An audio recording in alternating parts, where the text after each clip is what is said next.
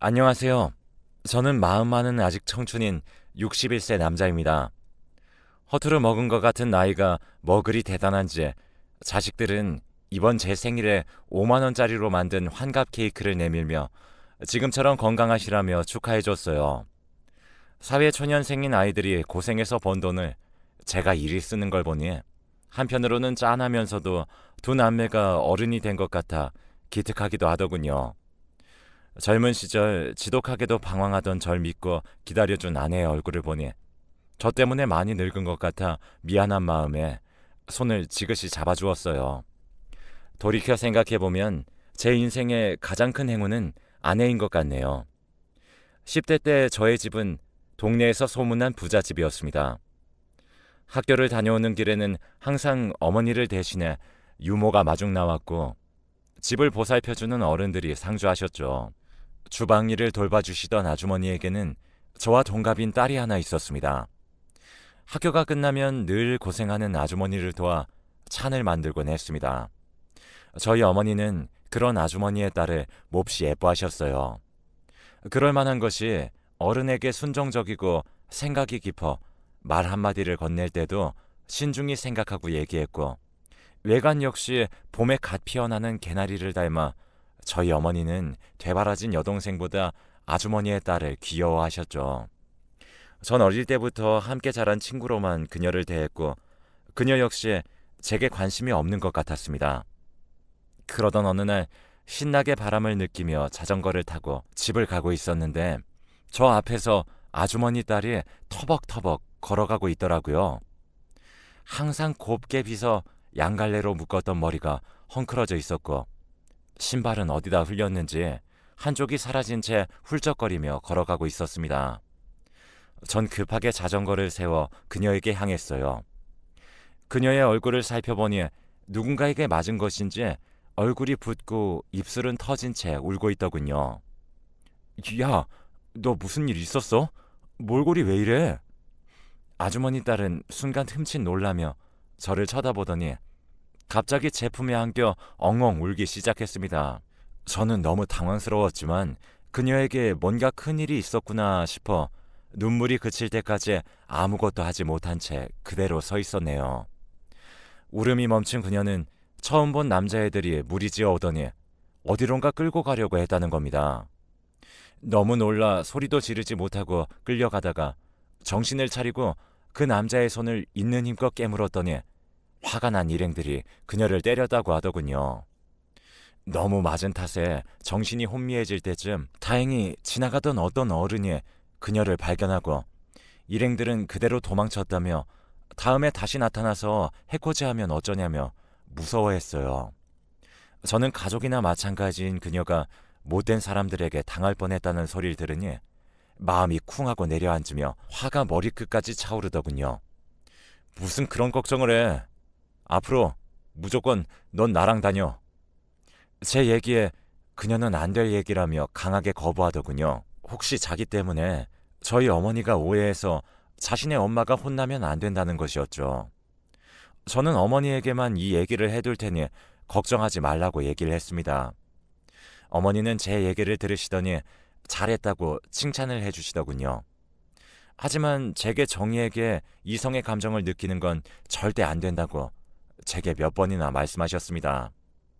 이후 저는 평소보다 일찍 일어나 집에서 조금 떨어진 대추나무 아래에 자전거를 세워두고 그녀가 나올 때까지 맑은 하늘을 바라보며 기다렸어요. 처음에는 저와 함께하는 등하교를 어색해하던 그녀는 시간이 흐르면서 자연스러워졌고 조용하기만 할 줄 알았던 그 애는 종달새처럼 제게 얘기를 걸어오더군요. 매일 지루했던 흙바람 나는 그 길이 그녀와 함께하니 더는 지루하지 않았습니다. 그 아이를 부르던 호칭도 더 이상 야, 너가 아니라 정이가 되었고 집으로 돌아오는 길에 장난도 치고 서로를 놀리며 재미있는 하루를 보냈었죠. 그렇게 저와 정이는 가까워지고 있었습니다. 정이는 자연스럽게 제 마음속에 들어왔죠. 아마 제 어머니는 제가 정이를 마음에 품은 것을 어느 정도 눈치채셨나 보더라고요. 어느 날부터 정이의 어머니와 정이가 보이지 않았어요. 너무 놀라 어머니께 뛰어들어가 자초지종을 따져 물었더니 저보고 이유를 알 거라고 생각한다며 더 이상 그 아이를 궁금해하지 말라며 저를 나무라셨어요. 아무래도 제 마음을 눈치채셨던 어머니가 모녀를 내쫓은 것 같더군요. 전 매우 미안하고 화가 났지만 그렇다고 어머니에게 대들 수 없어 마음을 삭히며 나왔습니다. 제 방에 들어와 정의를 지켜주지 못한 것을 한탄하며 이불을 뒤집어 쓰고 펑펑 울었어요. 학교에 가면 꼭 사과를 해야겠다 생각했는데 이미 정의는 전학 처리가 된 이후였죠. 그렇게 저는 사과 한마디 건네지 못하고 정의와 헤어지게 되었습니다. 정의를 그렇게 보낸 벌을 받은 걸까요? 이후에 새로 들어온 아주머니는 아주 젊었고 고왔는데 그런 아주머니를 눈여겨보던 아버지가 어머니 몰래 만나기 시작하셨습니다. 그 사실을 알면 어머니가 괴로워하실 것 같아 형제들에게 입단속을 했고 철없던 막내 여동생까지 몸이 약한 어머니가 쓰러지실까봐 화를 내면서도 입을 닫더군요. 그런데 어머니는 이미 알고 계셨는지 하루가 다르게 말라갔고 어느 순간 식사마저 거부하더니 50이 되지 않은 나이에 저희 곁을 떠나셨습니다. 어머니의 상을 치르고 반년도 되지 않아 아버지는 그 아줌마와 재혼을 하셨어요. 저희 형제들은 공부를 핑계 삼아 서울에 상경하기로 했고 그렇게 정든 고향을 떠나 새로운 곳에서 서로를 의지하며 살아가게 되었죠. 다행인지 아버지는 저에게 형제를 잘 보살피라며 매달 넉넉한 금액을 보내주셨고 어색하던 서울 생활에도 익숙해져 갔습니다. 그런데 어느 순간부터 한 번도 늦지 않게 보내주시던 생활비가 늦어지기 시작했고 아버지에게 보낸 편지의 답이 돌아오지 않아 답답한 마음에 고향을 향했어요. 오랜만에 당도한 고향은 늘 정겨웠고 익숙한 대문을 밀며 크게 아버지를 불렀죠. 그런데 제 목소리를 듣고 나온 사람은 처음 보는 사람이었습니다. 당황스러운 마음에 마을 어르신들께 여쭈어 아버지를 찾았는데 아버지는 곧 쓰러질 것 같은 초가집에서 멍하니 하늘만을 바라보고 계시더라고요. 알고 보니 재혼을 한 그 여자는 처음부터 아버지의 돈을 노리고 접근했고 아버지가 방심한 틈을 타 모든 재산을 팔고 도망갔다는 겁니다. 하루 사이에 모든 것을 잃은 아버지는 충격을 받고 쓰러지셨다가 겨우 정신을 차리셨고 평판이 좋던 아버지를 가엾게 여긴 마을 어른들이 주인 없는 집을 내어주셨다고 하시더군요. 그 여자 때문에 어머니가 돌아가셨을 때도 전 아버지에게 싫은 내색 한 번 하지 못한 못난 장남이었는데 이리 모든 것을 잃은 아버지를 보면서 화가 치밀어 올랐어요. 젊은 여자한테 빠져서 몸이 약한 어머니를 그리 보내셨으면 잘 사셨어야죠. 이 사실을 동생들이 알면 반응이 어떨까요?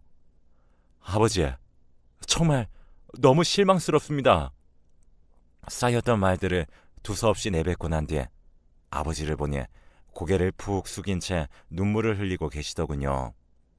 순간 제가 너무 지나친 것 같아 아차하는 마음이 들었지만 미워하는 마음 역시 가시질 않아 너무 혼란스러웠어요.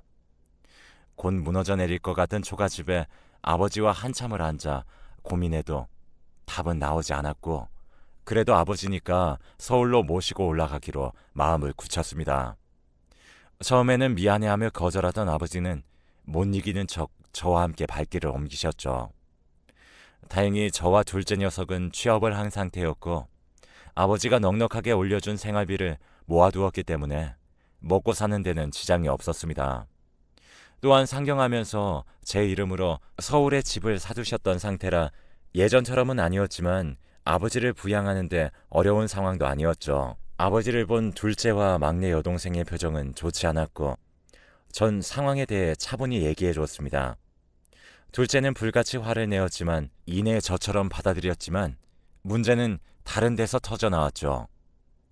어머니를 허무하게 보낸 게 한이라고 입에 달고 살던 막내는 아버지가 여자 때문에 한순간에 무너진 것을 보고 함께 살 수 없다며 선을 그어버렸습니다.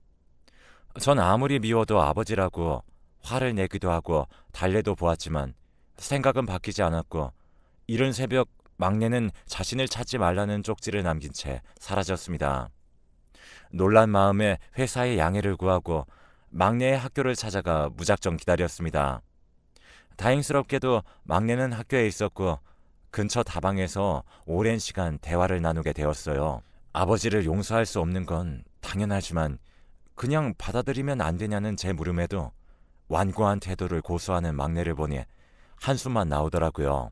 저는 양복 안주머니에서 봉투를 꺼내 막내에게 건네주며 돈이 필요하면 꼭 얘기하라고 신신당부를 했습니다.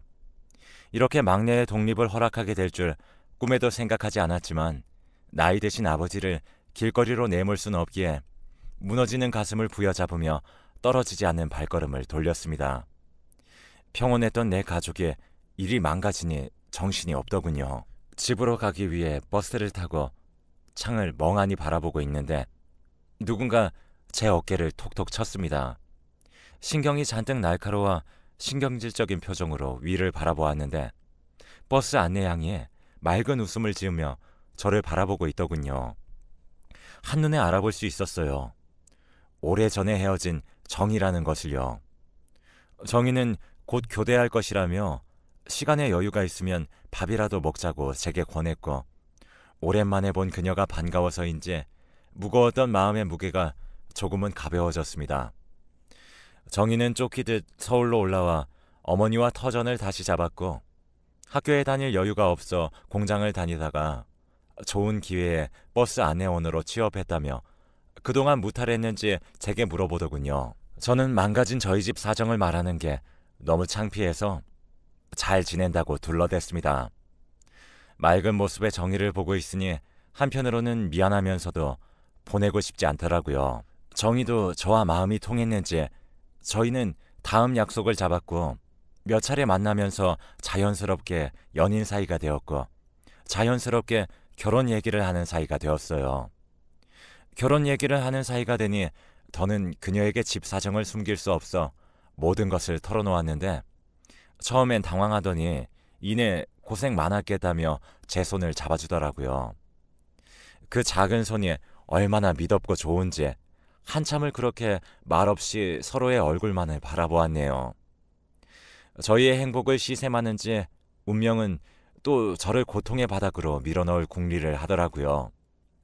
늦은 밤이 되도록 둘째가 들어오지 않아 걱정하던 중 병원에서 전화가 걸려왔습니다. 작업 도중 컨테이너 벨트에 둘째가 끼었다는 충격적인 소식에 전 한달음에 병원으로 향했어요. 그 자리에서 숨을 거둔 둘째는 시신조차 온전치 않았고 전 충격이 너무 커 그 자리에서 실신을 하고 말았죠. 눈을 떠보니 아버지와 정희가 절 바라보고 있었고 저 대신 둘째의 일을 수습하고 있었다면서 곧 막내가 도착하니 정신 똑바로 잡고 있어야 한다며 신신당부를 하더군요. 이내 도착한 막내는 아버지를 보더니 엄마도 죽이더니 결국에 아들까지 죽이니 속이 시원하냐며 가슴속에만 품고 있었던 말을 쏟아냈어요. 사실 저도 차마 그런 막내를 말릴 수는 없었습니다. 아버지는 막내의 모진 소리를 들으며 그저 멍한 눈으로 병원 벽을 쳐다보고 있을 뿐이었죠. 그렇게 둘째를 떠나보내고 막내는 더 이상 자신을 찾지 말라며 사라져버렸습니다. 처음부터 끝까지 저와 아버지를 보살피던 정희는 마음을 먹었는지 결혼식도 필요 없다며 그냥 살림을 합치자고 먼저 얘기를 권해주더군요. 혼자서 아버지를 모시는 것이 벅차고 기댈 곳이 없던 전 정희의 말이 그저 고마웠습니다. 결혼 허락을 받기 위해 아주머니를 찾아간 그날 전 대문 앞에서 소금 한 바가지를 뒤집어 쓰고 욕을 한 사발 먹었어요. 그러나 그 마음을 전 정말 이해가 잘 되었기에 그저 죄송하다는 말만 되뇌일 뿐이었습니다. 수차례 찾아가 보았지만 완강하게 결혼을 방대하셨고 정희는 시간이 지나면 다 해결될 거라며 엄마의 허락은 나중에 받자고 하더라고요. 저 때문에 엄마와의 인연을 잠시 접겠다는 정희에게 체면이 서지 않았습니다. 하지만 하루라도 정희와 함께 살고 싶은 마음에 못 이기는 척 그녀의 이야기를 받아들였죠. 처음에는 정희를 고맙게 생각하고 예뻐해 주시던 아버지는 1년 정도 지나니 정희를 하녀 부리듯이 타박하셨고 입맛이 맞지 않는 밥상을 가지고 들어오면 엎어버리곤 하셨습니다. 전 아버지에게 정희를 하대하지 말라 강하게 얘기했더니 여자 잘못 만나서 효자가 변했다며 동네가 떠나가듯 소리를 지르시더군요. 착하기만 한 정희는 자신이 좀 더 잘하면 되니 아버지 심기를 건드리지 말라며 저를 타일렀지만 저는 정희가 부엌에서 조용히 눈물을 훔치는 모습을 보았기 때문에 도저히 그냥 넘어갈 수 없었어요. 나이가 들수록 고약해지시는 아버지를 붙잡고 자꾸 이러시면 저 역시 떠나겠다고 으름장을 놓으니 그제야 행동이 점잖아지시더라고요. 회사의 중요한 문서를 깜빡 두고 나온 것을 알고 부랴부랴 집으로 돌아갔더니 도저히 믿을 수 없는 일이 제 눈앞에 펼쳐지고 있었습니다. 연락을 끊었던 막내가 집에 와 있었고 정희는 무릎을 꿇고 하염없이 빌고 있었거든요. 그 모습을 본 저는 화가 나서 무슨 일로 온 거냐며 재차 물었더니 막내가 어이없는 표정으로 저를 바라보더군요. 내 집에 찾아온 게 뭐 큰 죄야? 아니, 우리 집에서 음식이나 만들던 계집애가 오빠랑 결혼한 거 말이야. 나는 신경 안 쓰는데 돈 좀 달라니까 안 된다잖아. 오빠, 나 돈 좀 줘. 막내는 연락을 끊고 지내는 동안 많이 바뀌어 있더라고요.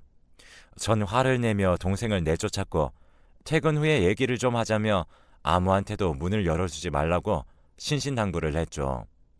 집에 돌아와 정희와 얘기를 해보니 막내는 인연을 끊은 뒤 유흥업소를 다녔다고 하더라고요. 유흥업소를 다니면서 한 남자를 만났는데 그 사람이 변변찮은 사람이었나 보더라고요. 그런 식으로 여러 남자를 전전하며 살다가 결국 돈이 다 떨어져서 집을 찾아와서 돈을 요구했던 것이라고 합니다. 정희는 아버지를 모시고 사는 형편이라 여유가 없다며 좋게 얘기를 했지만 막내는 계집종이 말을 듣지 않는다며 제가 출근한 사이에 매일 찾아와 괴롭혔다고 합니다. 망가진 막내의 삶은 충격적이었지만 제 삶이 망가지는 것이 더 무서워 아무도 모르는 저녁에 아버지를 모시고 회사 근처로 이사했습니다. 이후 막내와는 완전히 연락이 끊겼고 인생의 허망함을 느끼던 도중에 큰딸이 태어났습니다. 선물같이 찾아온 큰딸은 집안 공기를 바꾸어 주었고 큰딸을 안고 처가댁을 방문하니 장모님은 한숨을 쉬며 저희에게 곁을 내주었습니다.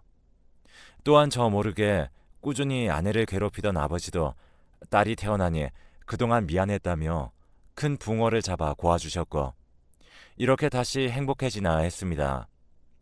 평온한 일요일 점심에 갑자기 경찰서에서 전화가 걸려왔습니다. 막내가 죽은 지 일주일이나 지났는데 가족과 연락이 되지 않아 이제야 연락을 줬다는 겁니다.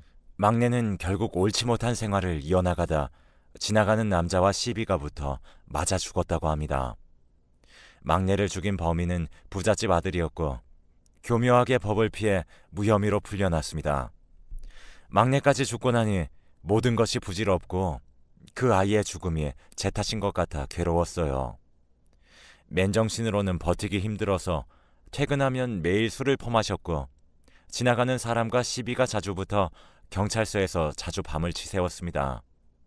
불량스러운 생활이 지속되니 10년 넘게 다닌 회사에서도 잘리게 되었고 전 정신을 차리지 못한 채로 더욱 술에 빠져들었습니다. 이 와중에 둘째 아들이 태어났고 아버지는 애들을 생각해서라도 정신을 차려야 된다며 다그치셨는데 전 아버지 인생이나 잘 살라며 내가 이렇게 망한 인생 사는 건 누구 보고 배웠겠냐며 술에 취한 상태로 아버지께 욕설을 퍼부었죠.